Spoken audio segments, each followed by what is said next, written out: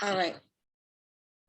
All right. That's your cue, everybody, to not say anything that you don't want recorded. So, all right. All right. So welcome to our JETI talks. This is really very special. And I'm really honored that we're able to have Sandra join us tonight and give us some tips on how to, get rid of all this clutter. I want to let you know that she's a member of the National Association of Professional Organizers. She earned her specialist certificates in essentials of organizing, residential organizing, life transitions, workplace productivity, and she served on the NAPO-Connecticut board from 2008 to 16 and received the Founders Award for her contributions. Sandra also earned her Feng Shui certification from New England School of Feng Shui. Did I say that correctly? It's feng shui, even though Feng Shui. I knew I was saying it wrong. Thank you so much. I would have bothered everybody on the screen to not hear it correctly. So without further ado, it's all yours. And then we'll take questions when you're ready. Thank you. Okay. And if people have burning questions as I'm going along, you can raise your hand or just unmute and interrupt me because I may not see you. I've only got 4 or 5 people on the screen. So just unmute and interrupt me. Yeah, and we'll just, because I don't think it's a very big group anyway. And if we start to lose control and run out of time and stuff, then I will ask you to wait until the end. But so I have 10 key steps for helping you get organized. I've been doing this for 15 years. And I love working with my clients. I get to go play in their houses every single day that I'm working. So one of the key reasons, one of the key steps is to find your compelling reason, like why bother? Because without this, many folks walk into a very cluttered closet, and if they don't have a compelling reason to do it, they'll feel like just turning around and walking back out again. Or a cluttered attic, basement, garage, wherever it is. So if you can find your compelling reason, like sit quietly and figure out, why do I really want to do this? Make notes, draw pictures, whatever it is that will help you to remember why you're bothering doing this, because it's going to take some time and energy and effort. And a lot of decision making if you're really working with a good bit of stuff, because everything you run across requires a decision, and we'll talk about that too. Some folks, these are things that I've heard from folks that have called me in the past to hire me to help them. They're wasting hours looking for things, wasted expense buying and replacing items, arguments between partners. One person is kind of a minimalist, the other person is not, and then it does cause conflict over time.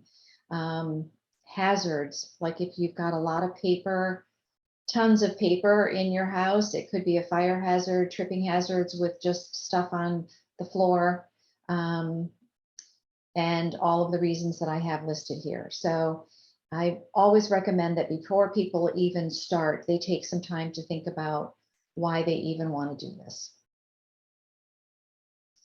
All right. Number 2, again, we haven't really started. We're not jumping into a closet, but these are great questions to ask yourself. And I ask my clients to really think about this before we start to work together.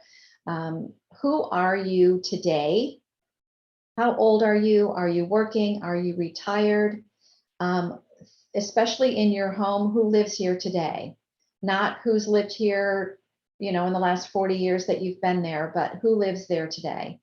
Who spends their time in that home, apartment, whatever it is. Another key question that I like my clients to really ponder is, assume that your home is clutter-free, whatever that means to you. The laundry's done, et cetera, and you've got a 3-day weekend coming up and you've got some free time. How do you wish to spend that free time? If everything else in life is taken care of, how do you really want to be spending your free time? If you're retired, What were you hoping that you would be doing during this time? And that helps to set some parameters around the stuff. I was early in working with clients. This was probably my first year. A woman hired me to help her organize her garage. And she said, I really don't have that much energy and that much time. So if you could come and I'll just get you started and then I'll step out, and then if you can work for 3 hours, that'd be great. So it was a garage, and I figured I could create zones without her help. And I came across a ton of gardening stuff. And so I was trying to coordinate so that all of the gardening stuff was in one corner, sports gear was in another, et cetera, et cetera, et cetera. After I'd worked for about an hour and a half, she stopped in to see how I was doing. And I said, what do you think of your gardening corner? And she goes, oh, I don't garden anymore. And I thought, well, what are we doing here then, right? Her husband had been the gardener, and he had passed a number of years prior.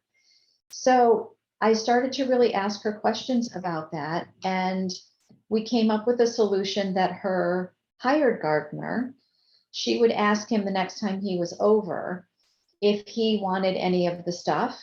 And then we would donate the rest, aside from several pots that she wanted for her front porch. So this was a question that I started to really ask people after I had started working with her, because you don't want to just organize the stuff if you're really not using it.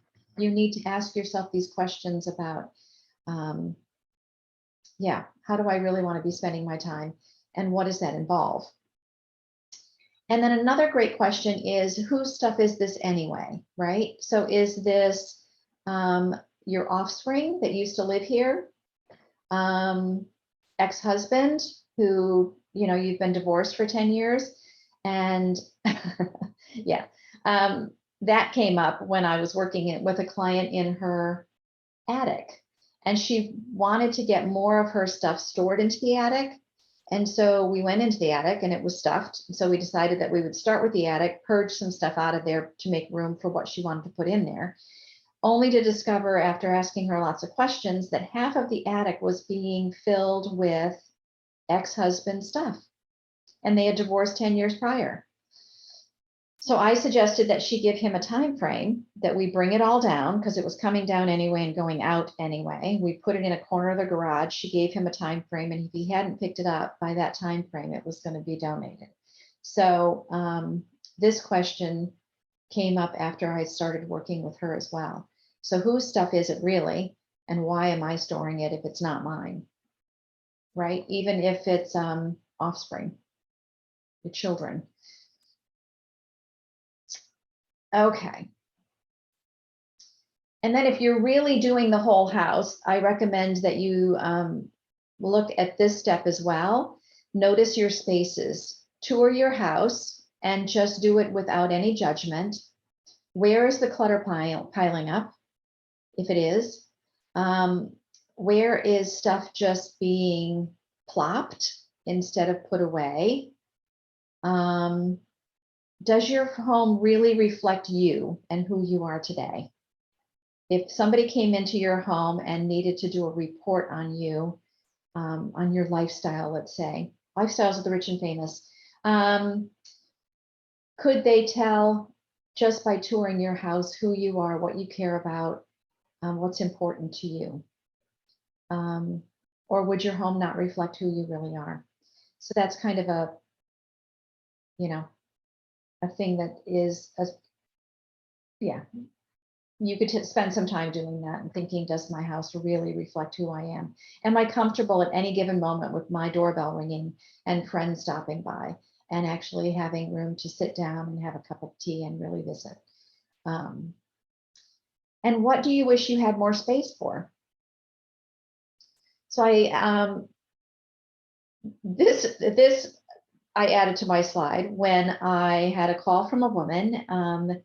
She said to me, I know that your husband's a builder, so I don't know if I want to call him and have him build me an addition, or if I want to have you come over and help me decide what to do with my house. And so I said, well, it's going to be cheaper for me to come over rather than having an addition put on your house. So let's start there, and then we'll decide if we need to bring in a builder for an addition. We walked through her house, lovely home, North Stonington, big house. I try not to use names because I really respect the privacy of my clients. We'll call her Judith, even though it wasn't. I don't know where you live, Judith, but she walked me through her house, and upstairs she was showing me the bedrooms, and this was Henry's bedroom and Sarah's bedroom and Keith's bedroom. I'm making up names. And they were adorable and, very well organized, etc. And we came downstairs and I noticed it was 3:30, and I asked her when the kids were going to get home, if they were taking the bus. And she said, oh, no. Henry's 42 and lives in Colorado with his family. Sarah is with her partner and lives in New York City. And I forget the last name I came up with, maybe Patrick. Patrick, is not married, but has not lived at home for 10 years. So I asked her what she was looking for more space for. She wanted a sewing room and she wanted a dedicated home office. And so I said, well, why don't we repurpose the kids' rooms, since they're not kids anymore and they're not living here? So she had plenty of room in her house. She hadn't stopped to really think about how she was using the home and who was living there currently, who she was today, and how she was using the space today. Any questions so far? Anybody want to wave? And Sandra, I yes, think I have the perfect backdrop behind me. I don't know if anyone can tell. I'm in my grown son's room, and he doesn't live at home anymore. And you could see all the soccer and wrestling Trophy. trophies and Pokemon Game Boy games, all that stuff. So yeah, I have some work to do. Well, and it can take a minute, right? Depending on how often he's home and how long he's there. I was just working with a client. I've got for the last year, actually, we're coming up on a 1-year anniversary. Gorgeous house in Madison. Man and woman live there, couple. Their son is grown and now lives out west. And so whenever we come across something that's his, we put it in a dedicated space in the basement. Her husband has Alzheimer's, and they have purchased a smaller home that's going to be more manageable for her. So I said to her, we're going to put all of your son's stuff in this one section, because the couple of times he comes home a year, we want him to go through it and specifically keep what he wants to keep. And then she and I will let go of what he doesn't want to keep. Because when she does move, we're not sure how much room she's going to have to store his things as well. So a couple of suggestions I've made to her is that if she doesn't have enough room for his stuff as well, to rent a small storage unit for just his stuff. And then I recommend to her that he's got some skin in the game, so that she'll pay for maybe the storage unit for 3 months, and then he shares the expense of the storage unit for another 6 months. And then he takes on full cost of the storage unit after that. This gives him a really clear signal that he needs to come get his stuff at some point, right? Because otherwise our kids will let us store it for as long as we let them. Can I ask a question? Sure. Have you found a place that will take old trophies and repurpose them somehow, or do you just have to throw them away? If they're not terribly old and damaged, you can call a trophy shop and ask them if they will repurpose it. Some of them will. There's one in Groton that I know has taken a couple from me. Otherwise, I recommend taking the plate off of the trophy. If people want to keep that. It's a nice record of their accomplishments, but it's much smaller to store, and you can actually put them in a photo album with the pictures, and then you can donate like to Goodwill or Salvation Army trophies. Thank you. Yeah. Okay, so get a lay of the land, really. I mean, you're not jumping into a closet, you're not jumping into the attic, you're not going into the garage, taking everything out of the garage and putting it in the driveway without a plan, right? You don't get in your car and just start driving without a plan, unless it's, your casual Sunday afternoon drive where you're really not sure where you're going. But typically you want to have a plan about where you're headed. What's the goal? Why are you doing it? What's your goal? What's the purpose of, what is the space that you're looking for? Okay, and then as you're walking around your house, I also recommend that you take some time to notice things that are homeless. So why is the hammer always on the counter? Because, maybe everybody in the house doesn't know where you want the hammer to live.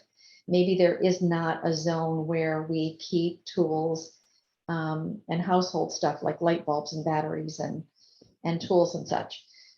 So where are there zones that are already created for office supplies, sporting equipment, gardening tools, regular household hardware tools, games and puzzles and such? This picture is from working with a client.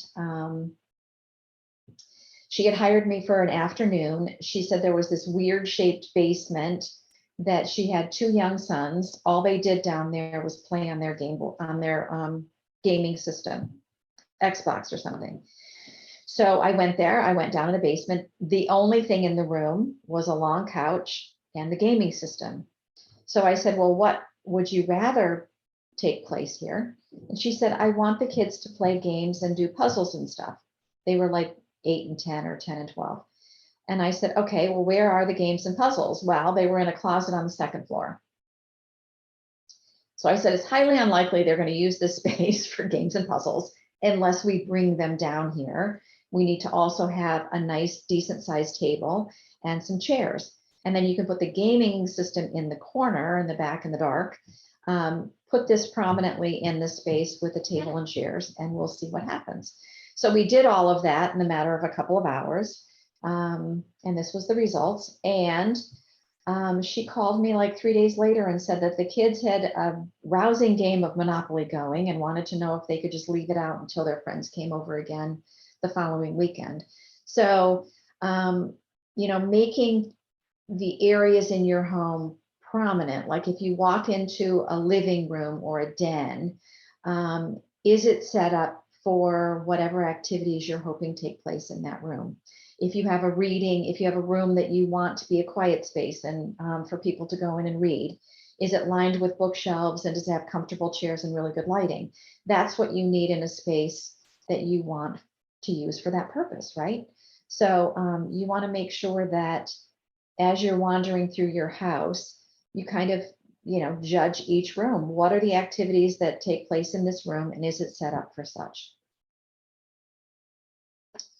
All right, so that's number 4.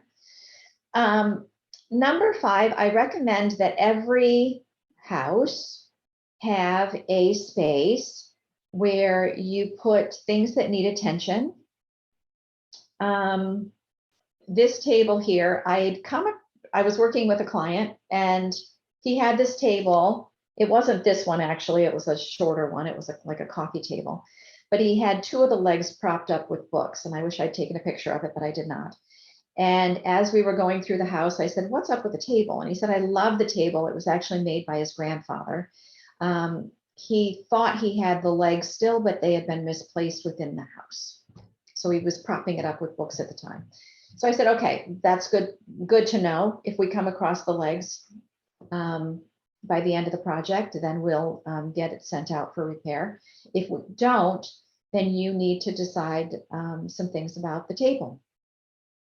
Do you love it enough that you're going to find a woodworker that can replicate the legs and fix the table and get it back up to snuff?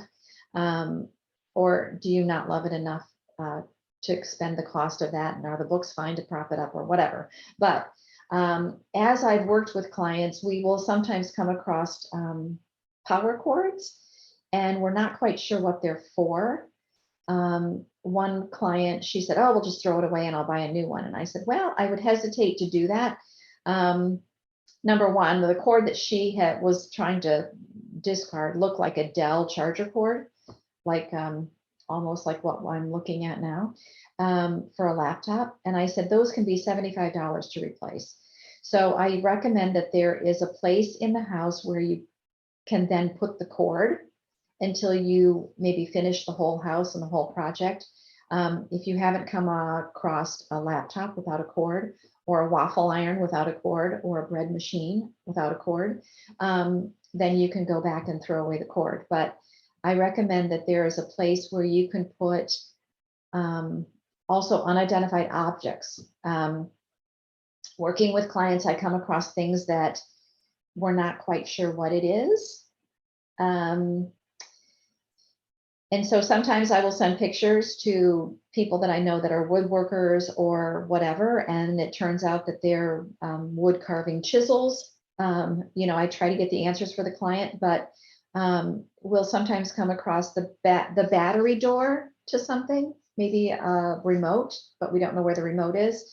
We can kind of guess what the item is, but we don't know what it is. If we don't have a place to put it, then by the time we come across the remote and then are looking for the battery door, we can't remember where we've put it, right? So if we have a box literally in the basement, in the corner in the dark, it can be a little one, it can be on a workbench, it can be whatever. But I usually try to create a box that's got just a big question mark on it. It can be in the corner of a cabinet, but the idea is to put in there the unidentified pieces of something.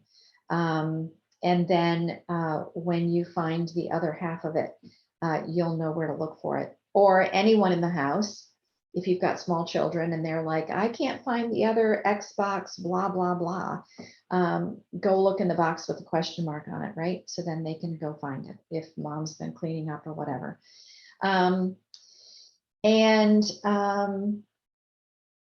The space for items that need attention. I was working with a client one time, and it was an assessment, and she said, this closet's driving me crazy. And, we were just looking at her closet, and she said, like, for an example, and she pulled out a blouse and she said, I love this blouse, but it's missing a really prominent button. And so I haven't used it and worn it for years. And she hung it back up in the closet.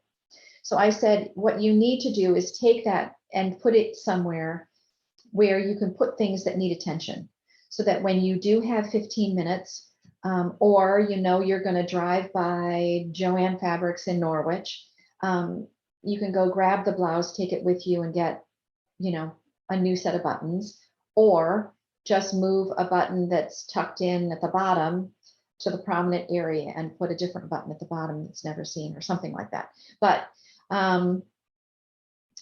like if you have old family VHS recordings of your children that are in the corner of a closet, they're never going to get converted to digital if you leave them in the corner in the closet, right? So you need to pull them out, and they need to go in a prominent spot of, this needs attention, and I need to figure out what I'm doing with this and what's worth converting to digital, so that it can be more widely shared with family.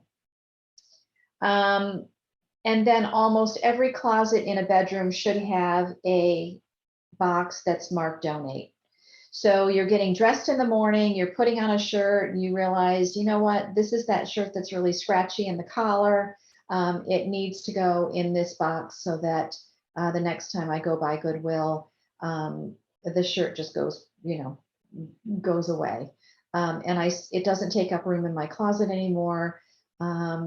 If it's items that no longer fit, or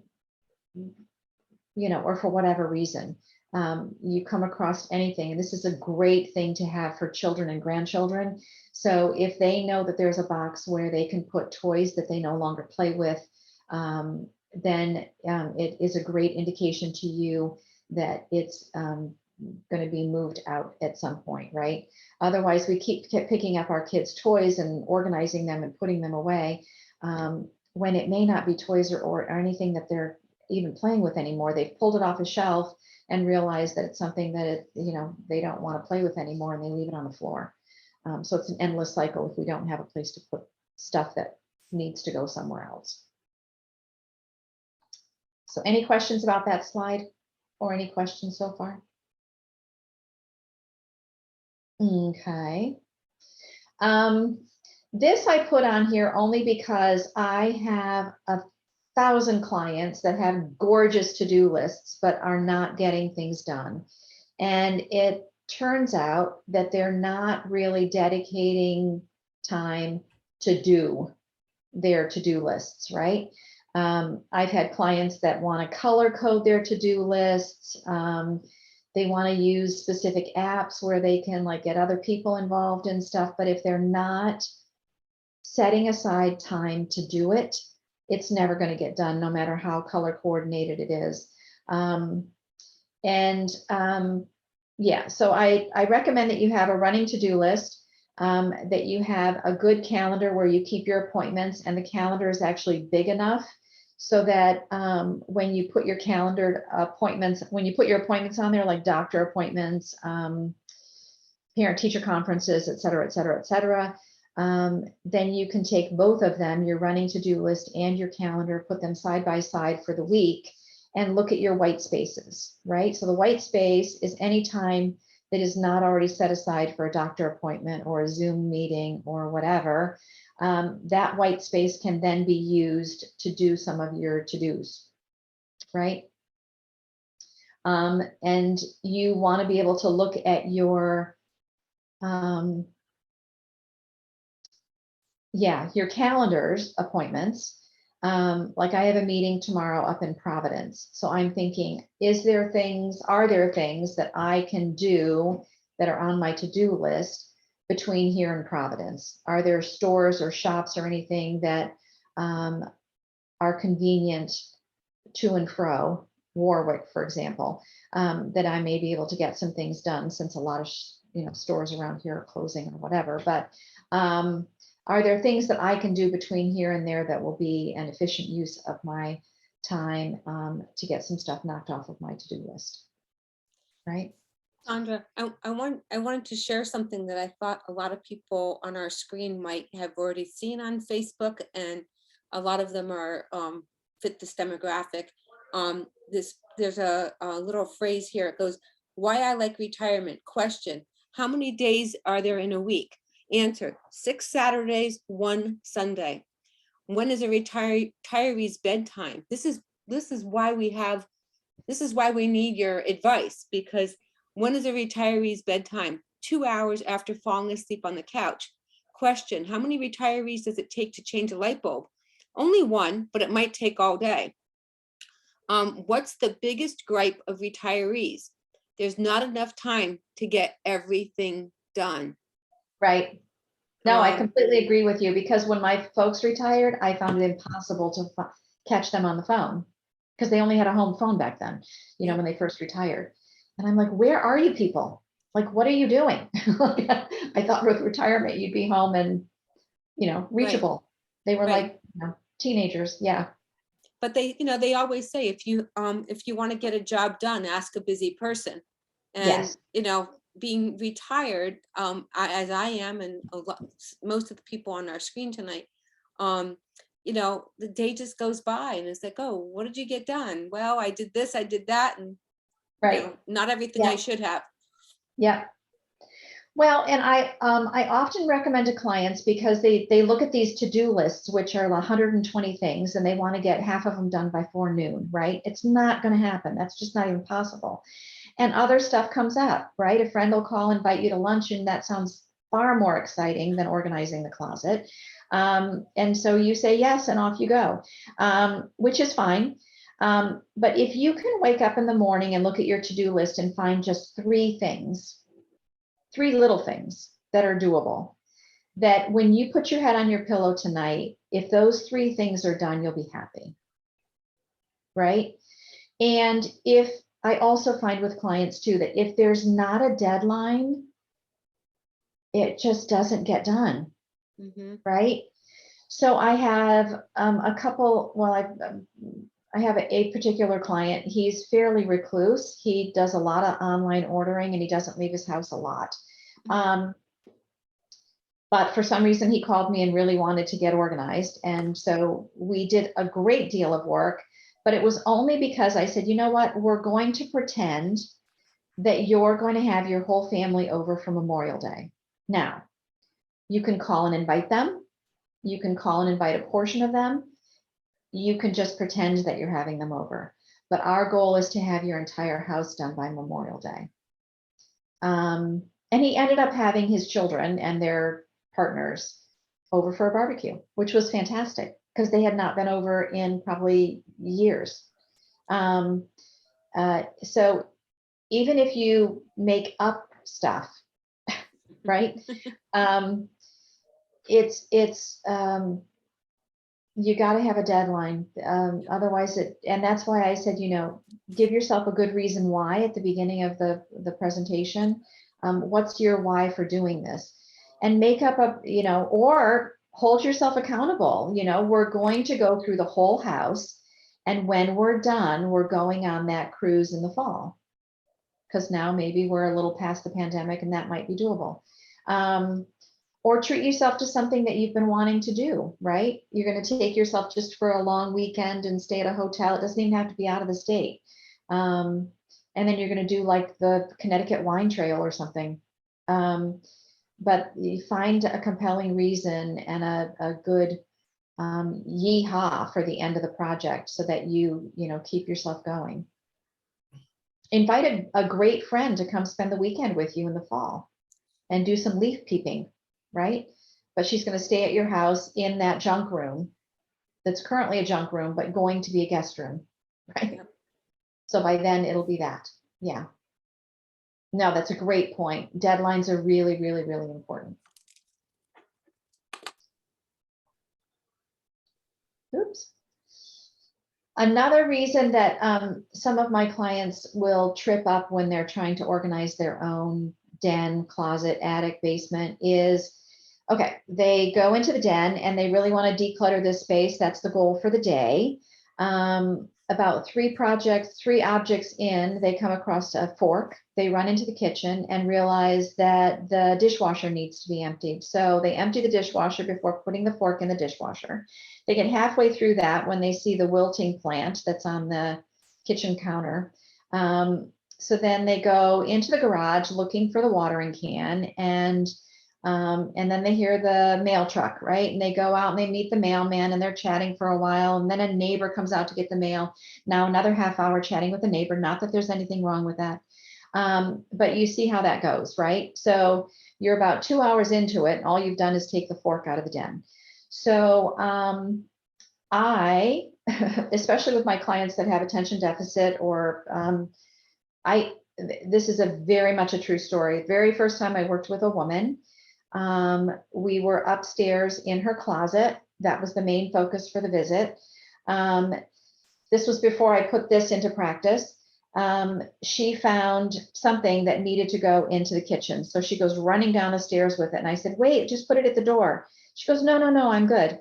And then I kept going because we've been working for a while and I was pulling out like with like, I was pulling out and putting stuff on the bed, polo shirts, t-shirts, we were working on blouses. And so I was putting like with like so that she could come, and we'll talk about that in a minute too. And then I realized that I'd been pulling stuff out and she'd been gone for like 10 minutes. So I go to the top of the stairs and I call her, and then she's not answering. I go downstairs, she's gone. The car's in the driveway, and I have no idea where this woman's gone. It's the first time I've ever worked with her, and now I'm home alone in her house. Another 10 minutes goes by, and she comes in the house, and she just is laughing downstairs. And I come and I go, are you okay? And she goes, oh, I've got the funniest story. So she'd gone downstairs with whatever it is. I can't remember what it was. She saw that the dog was there and she remembered she hadn't taken him for a walk. She literally, in the 3 minutes, forgot that I was there and took the dog for a walk. She comes back up the sidewalk, sees my car, and thinks she's got company. And then she sees my license plate, which says organized. And then she just starts laughing because she has completely forgotten she was working with me in her closet and left me home alone. So I recommend, even if you don't have attention deficit, but I recommend that you get some cardboard boxes. They don't even have to be fancy, but I would recommend that you mark on them clearly with big fat marker.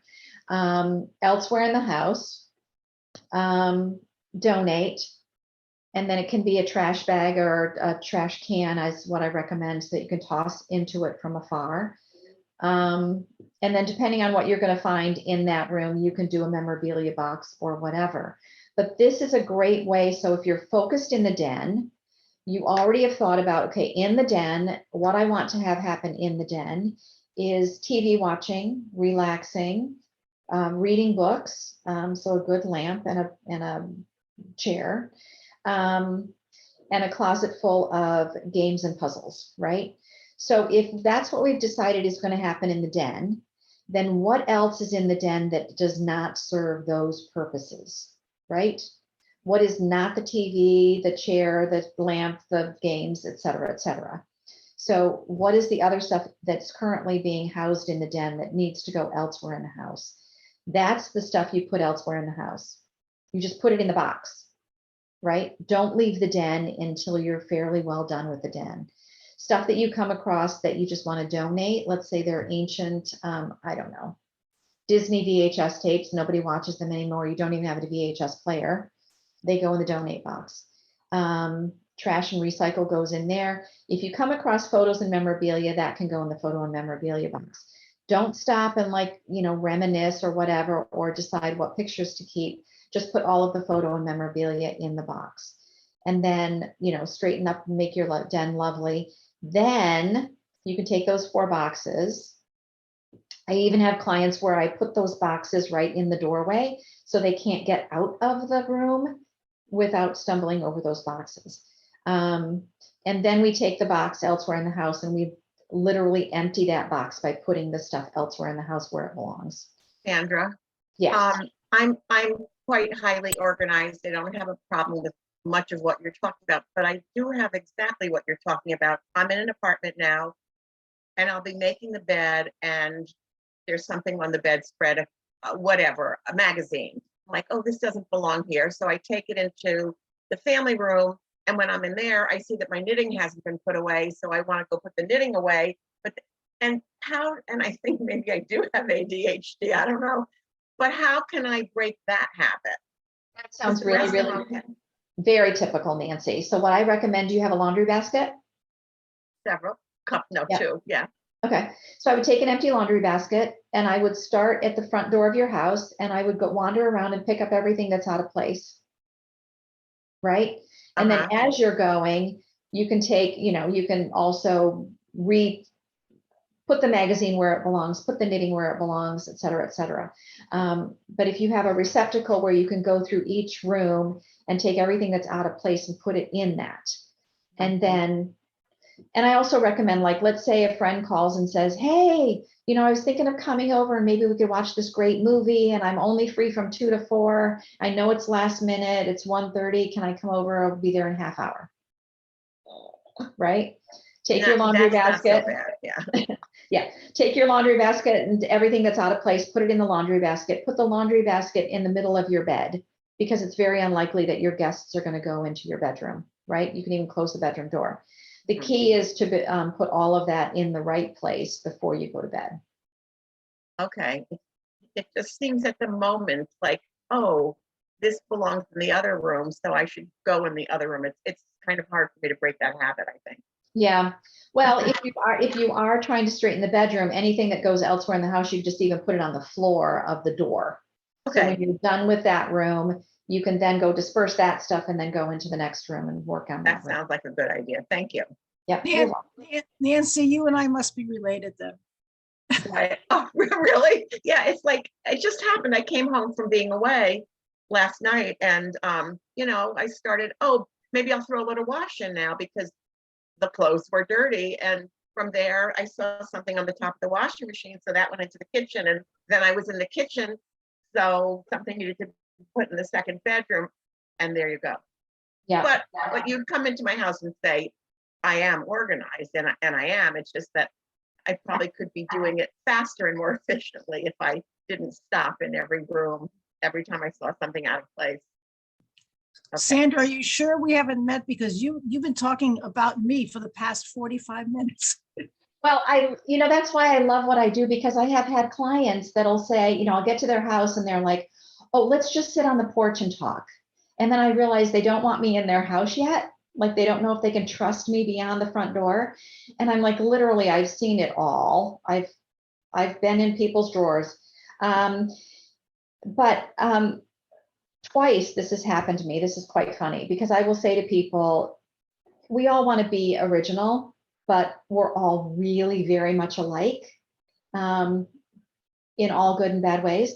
But twice now, I have been driving into a neighborhood to see a client, and a different client that lives in the neighborhood will pass me and like wave, and then I'll wave.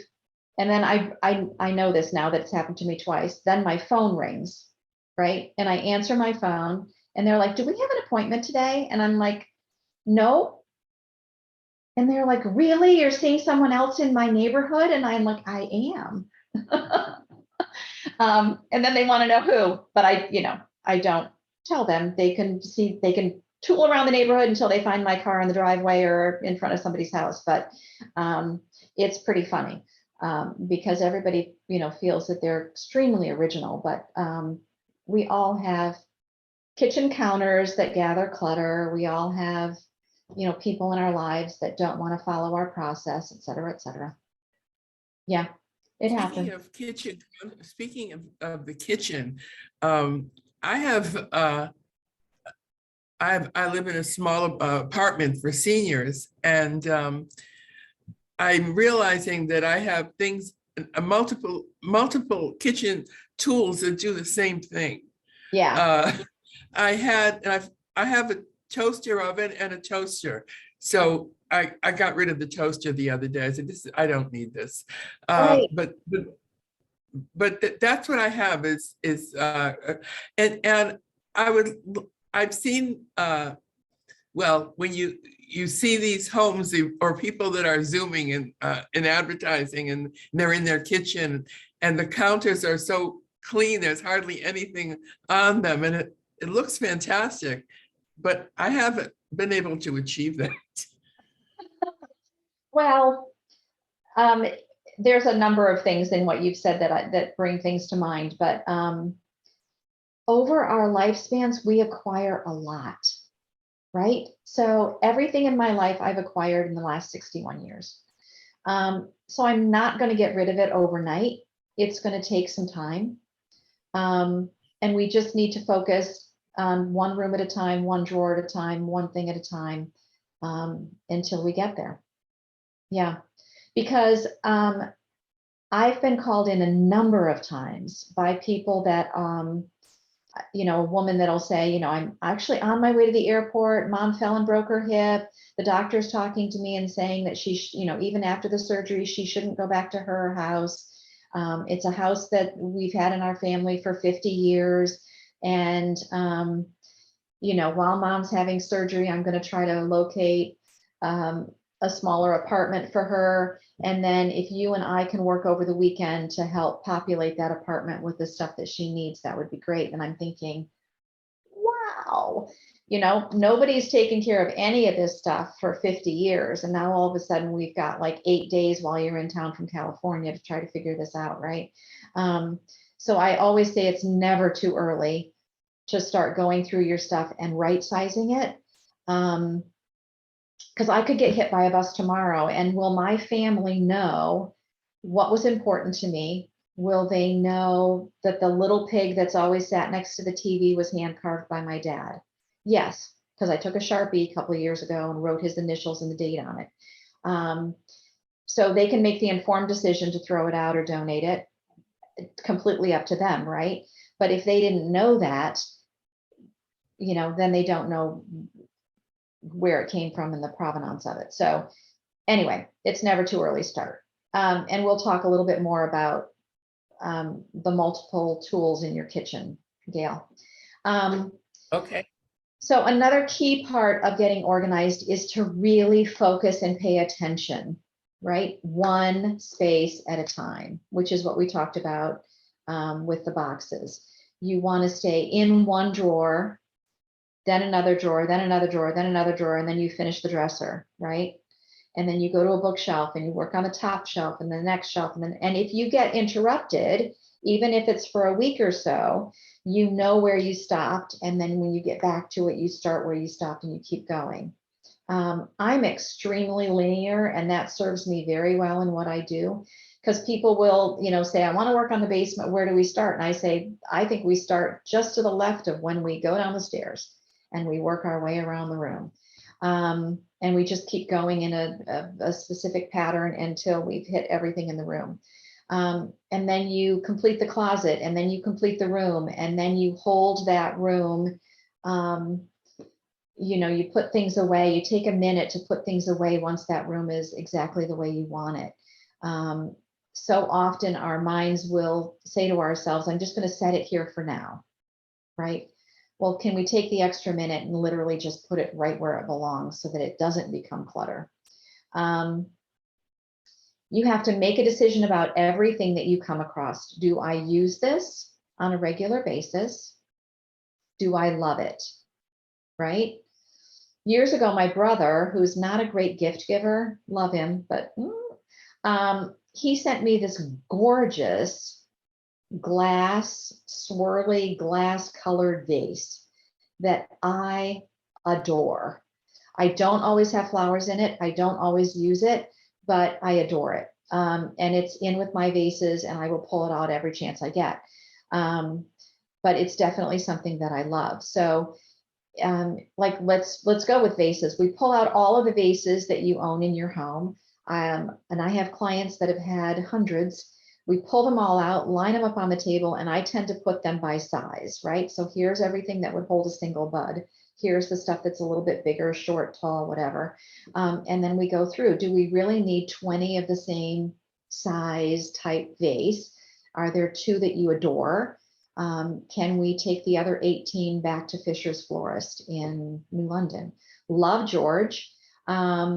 He sees me about once a month, and he will actually recycle vases when somebody calls and is struggling, monetarily. He'll use a recycled vase, or if there's a nonprofit that really wants to, save money and he knows who it is, he will use a vase that I bring in that he can recycle. But I love the fact that he will take some back. So as you come across everything that you do in that drawer, in that room, in that closet, do I love it? Do I use it? Does it belong here or elsewhere in the house or elsewhere in the world? Like, do I have 42 polos, and can I get by with 18, right?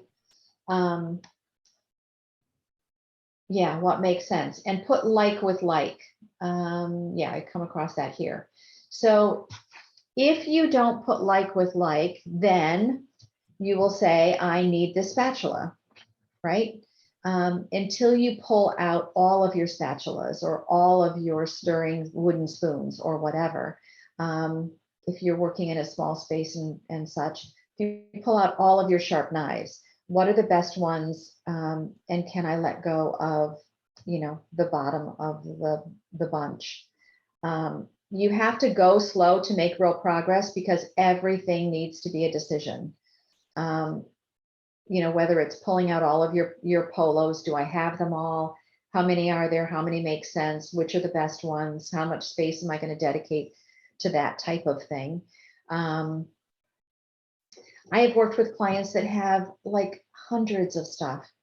One woman had 64 pairs of jeans, and I was pulling them out, and non-judgment. I'm pulling them all out and I'm trying to make some sense of the different kinds, like some are dressier trousers, some are whatever. And she goes, why are you sorting those? And I said, well, I'm going to help you make decisions about what you're going to keep. And she goes, well, how many pairs of jeans do you have? A little snippy. And I said, I have 4. She's like, no way. And I said, yeah, because you can wear them over again and you change out your blouse and stuff. And who cares, whether you've got 64 pairs of jeans. A woman that lived alone, she had 42 pairs of sneakers. she had no idea she had that many pairs of shoes. She goes, no, we don't need to look at my shoes. I don't have that many. And when she went downstairs, we were just about finished with her bedroom, and that was the only thing left to do. And so I pulled out all of her shoes and lined them up in the hallway so that she could see them when she came up. And she decided that if she had 24 pair, that would be plenty. Still a lot, but she let go of half, which was good. Do I use it? Do I love it? Sort like with like, stand back and notice them, like pull out all your coffee mugs. How many do I really, really need, right? If I had one for every morning of the week and I've got a working washing machine, dishwasher, 7 should be plenty. So if I have 24, if I winnow it down to 10, I think we're good. One thing with coffee mugs, people will be like, well, I need to use 10 and I use 10, so I'm going to put 10 here, but I'm not going to let go of these 6 because they're my alma mater. That's my son's company when he first started out. So I said, okay, if you're not using them as coffee mugs, they're memorabilia. So let's pull them out of the kitchen and let's put them with memorabilia. Or let's use them on your desk for a pen holder, right? Use it for something else. But it doesn't need to clutter up a small coffee mug space if it's memorabilia and you're not really using it. Sandra? Yes. I don't know if when we first set it all up, if you knew that we had about an hour. So Okay. we're kind of winding up, and I wanted Oh, we just, are getting close. Yep. I wanted to also, before you go on to the next slide, if there is one, to see if there's any questions, but also just to make you aware that, you know, that we need to be done right about 7:30. Got it. Okay, do we Any- have questions, guys? I don't see a hand yet. Okay, all right, we're good on questions, but I wanted to Okay. just let you know. And then this is the feng shui and the energy part of what I know is that if a place has always been where laundry is piled up, if you don't clean it and all that stuff, it'll always be the place where the laundry. So put a laundry basket there or something, or if it's, you know, a hallway and you don't want the kids throwing their dirty clothes there. Number one, do they have a hamper in their room? Do they know it? Do they use it? But put it like a tall vase there with some reeds or something sticking out of it so that it's not an open space that can be used for thrown laundry, but that's where mom has her lovely something, right? But it does have a stickiness to it and it will continue to be clutter. I've had people that have said, you know, this is my junk room. And I'm like, you've nailed it. Right? Because that's what's in there. What do you want it to be? Do you want it to be your sewing room and your guest room? And how do we figure out what the rest of it is and start to use it as a sewing room and a guest room and really make it clear that that's what the space is. So use your compelling reason to keep going forward. Set yourself a deadline if you don't have one, even if it's little tiny deadlines along the way. Focus on you now and moving forward. Don't live in the past and surround yourself with everything from the past. Do what you want to do now with your time moving forward. Purge first and stick with a space until it's complete, and then organize what's left, what you use and love. Rethink the best way to use your spaces, right? If you have a dining room and you never use it as a dining room, there's your sewing room. Why not? Find a home for everything and put it away. Don't just set it down anywhere, but put it away. And use the white spaces in your calendar to do your to-dos. And that's the end of that. And collect moments, not things. You know, we're not all about, you know, how many pairs of jeans we can own, but how we spend our time with the people that we love. So, yeah. Collect the Perfect. memories instead. Perfect. Thank you so much. Perfect timing and wonderful presentation. And I think I have to let my 26-year-old know that stuff on the wall, the letters from high school, gotta go. So thank you. Yeah, give them a deadline. Yeah. Well, I see him at once a week or so not a problem. Oh, perfect. Even if he does like one shelf a week. Yep, absolutely. Thank you, everyone. Take care and thank you, Sandra, for helping us out and getting Thank you organized. both. All right. I was Bye-bye. just gonna say one thing, when we took our house from a big house to my 2-bedroom, all the kids came home and took what they wanted. And I was impressed because one of my kids said, I don't need this, I will take a picture of it. So in his phone, he had pictures of some of his old things that he had created, but he didn't need the items. He said that, you know, you can trash that, I've got it in my phone now. And I Yeah. thought that was really kind of smart. Just a thought for you, Judy. Yes, thank you. Thanks so much, Nancy. All right. Take care, everybody. Bye-bye. I'll leave here.